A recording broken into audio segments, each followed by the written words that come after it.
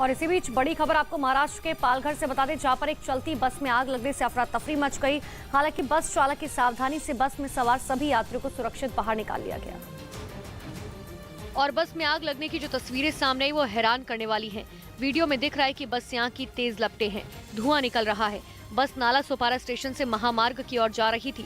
इसी बीच बस जैसे ही नाला सोपारा पूर्व के धानीबाग इलाके में पहुंची, बस के इंजन से धुआं निकलने लगा। फिर बस का ड्राइवर सावधानी बरतते हुए बस को सबसे पहले किनारे पर ले जाकर रोकता है और बस में सवार सभी यात्रियों को तुरंत बाहर निकालता है। बस में सवार 15 यात्रियों के सुरक्षित बाहर निकलने के बाद बस ड्राइवर ने आग लगने की सूचना दमकल विभाग को दी, जिसके बाद घटनास्थल पर पहुंची दमकल की टीम ने कड़ी मशक्कत के बाद आग पर काबू पाया, लेकिन तब तक बस का ज्यादातर हिस्सा जलकर राख हो गया था। हालांकि बस में शॉर्ट सर्किट से आग लगने की आशंका जताई जा रही है, तो वहीं पुलिस भी मामले की जांच में जुट गई।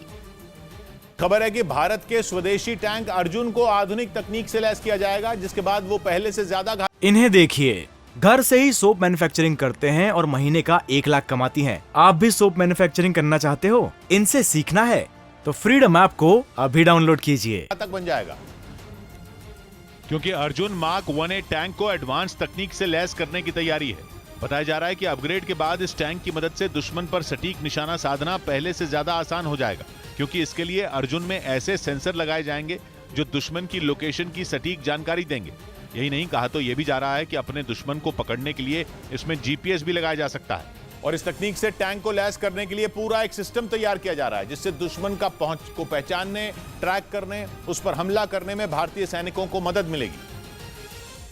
और माना जा रहा है कि टैंक में आधुनिक ट्रैकिंग सिस्टम लगने के बाद चलते टारगेट पर भी निशाना साधना बेहद आसान हो जाएगा। खास बात यह है कि अर्जुन टैंक से रात में भी दुश्मनों को जवाब दिया जा सकता है। बताया जा रहा है कि बदले हुए अर्जुन में 72 नए फीचर डाले जाएंगे और इसके लिए कोई भी पुर्जा दूसरे देशों से इंपोर्ट नहीं होगा, यानी कि ज्यादातर स्वदेशी सामान से ही अर्जुन को आधुनिक बनाने की तैयारी है।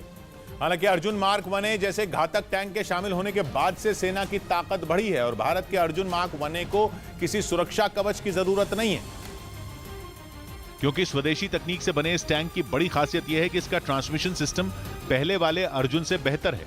रासायनिक हमले से बचाने के लिए इसमें खास सेंसर भी लगाए गए हैं। यही नहीं, इसका लेजर वार्निंग सिस्टम पता लगा लेता है कि कहां से हमला हो सकता है। साथ ही इस टैंक में हर तरह की रोशनी में काम करने वाली प्रणाली है। इस टैंक में जमीन से हवा में मार करने वाली मशीन गन भी लगी है और ये 70 किलोमीटर प्रति घंटा की रफ्तार से चल सकता है। भारतीय सेना का Arjun mark 1A tank grenade और मिसाइलों के हमले ज्यादा मजबूती से झेल सकता है। ऐसे में आधुनिक तकनीक से लैस होने के बाद ये और घातक हो जाएगा। पुणे में बारिश ने तबाही मचा दी। महाराष्ट्र के पुणे में हुई भारी बारिश और तूफान की वजह से कई जगह पेड़ उखड़कर गिर गए। वहां के येरवड़ा इलाके में एक पेड़ ऑटो रिक्शा पर गिर गया, जिससे ऑटो ड्राइवर की मौत हो गई। रेपो रेट में हुई बढ़ोतरी के बाद एचडीएफसी बैंक ने सभी तरह के कर्ज की ब्याज दर 50 बेसिस पॉइंट बढ़ाने का ऐलान किया। वियतनाम ओपन बैडमिंटन टूर्नामेंट में रोहन कपूर और एन सिक्की रेड्डी की जोड़ी मिक्स डबल्स के सेमीफाइनल में पहुंच गई। पिछले हफ्ते ही इस जोड़ी ने छत्तीसगढ़ इंटरनेशनल चैलेंज के मिक्स डबल्स का खिताब अपने नाम किया था। इसी बीच खबर यह है कि भारत के स्वदेशी टैंक अर्जुन को आधुनिक तकनीक से लैस किया जाएगा, जिसके बाद वो पहले से ज्यादा घातक बन जाएगा। लेकिन दूसरी तरफ उत्तर प्रदेश के फिरोजाबाद में पुलिस ने अवैध शराब को नष्ट किया। अधिकारियों की मौजूदगी में करीब 9000 लीटर शराब नष्ट की गई, जो अलग अलग मामलों में जब्त किए गए थे। इससे पहले जब्त शराब को नष्ट करने के लिए मिट्टी खोदने वाली मशीन से एक बड़ा गड्ढा किया गया और फिर उसके बाद कुछ बोतलों को खोलकर उसमें रखी शराब को गड्ढे में गिराया गया, तो कई शराब भरी बोतल को ही गड्ढे में फेंक दिया गया। हालांकि जब शराब को गड्ढे में फेंका जा रहा था, तभी गड्ढे में जमा किए गए शराब में आग लग गई, जिससे कि आग की तेज लपटें निकलने लगी।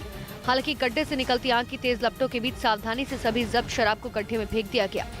पुलिस की माने तो आबकारी विभाग के 208 मुकदमों के तहत 7929 लीटर शराब को जब्त किया गया। जब अवैध शराब को नष्ट किया जा रहा था, तो पुलिस और जिला प्रशासन के कई आला अधिकारी मौके पर मौजूद रहे।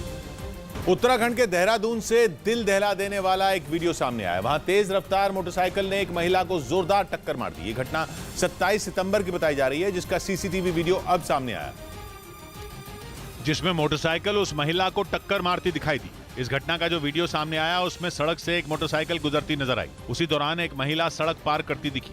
जैसे ही वो सड़क के बीचों बीच पहुंची, सामने से आ रही तेज रफ्तार मोटरसाइकिल ने उसे जोरदार टक्कर मार दी। मोटरसाइकिल की स्पीड इतनी तेज थी कि उससे टकराते ही महिला हवा में उछलकर काफी दूर जा गिरी। इस हादसे में महिला बुरी तरह घायल हो गई, जिसे फौरन अस्पताल में भर्ती कराया गया, जहां उसका इलाज चल रहा है। और बड़ी खबर आपको जम्मू कश्मीर से बता दें, जहां पर बारामूला और बांदीपुरा में भारी मात्रा में हथियार बरामद हुए। बारामूला में पुलिस और आतंकियों के बीच मुठभेड़ में के बाद 2 आतंकी मार गिराए गए। मुठभेड़ में मारे गए आतंकियों के पास से 2 AK-47, एक पिस्टल समेत कई सामान बरामद हुआ। तो वहीं जम्मू कश्मीर के बांदीपुरा में नियंत्रण रेखा के पास नौशेर गुरेज इलाके में भारी मात्रा में हथियार और गोला बारूद बरामद हुआ है, जिसमें 7 AK-47, 2 पिस्टल, मैगजीन, 13 ग्रेनेड और अन्य सामान शामिल है। गो तस्करी के आरोप में एक मकान ढहा दिया गया। छत्तीसगढ़ के कोरिया जिले में प्रशासन ने गो तस्करी के एक आरोपी के अवैध मकान को ढहा दिया। दिल्ली के पास गुरुग्राम में पुलिस ने एक फर्जी डॉक्टर को पकड़ा। बताया गया कि इस डॉक्टर के इंजेक्शन लगाने के बाद एक मरीज की मौत हो गई थी, जिसके बाद उसने अपने साथी के साथ मिलकर उस मरीज के शव को सड़क पर ही फेंक दिया। हमने इसको गिरफ्तार कर लिया है। गिरफ्तार करके कोर्ट में पेश करके 2 दिन का पुलिस रिमांड हासिल किया है। यूपी के मुजफ्फरनगर में पुलिस ने एक ऐसे गिरोह का पर्दाफाश किया जो अग्निवीर भर्ती रैली में शामिल अभ्यर्थियों के लिए फर्जी दस्तावेज बनाता था। इस मामले में 4 आरोपियों को गिरफ्तार कर लिया गया। 4 लोगों को गिरफ्तार किया है, जो कि फर्जी डॉक्यूमेंट वगैरह की एक गिरोह को संचालित करते थे।